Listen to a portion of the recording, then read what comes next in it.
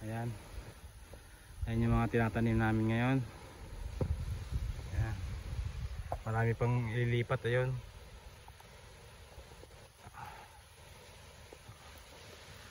Ayan mga kalamat ang ating mga natanim. Kasi malawak pang lupa na taniman. Ayan. Tataniman lahat yan. Kaso ito palang nagagawa namin dahil medyo nakakapagod. Ayan. Ito bigano ko pa. Ayan, mustasa yan at pichay. Yung mga mustasa hindi pa namin nalilipat masyado. Ayan, abot na rin doon sa dulo.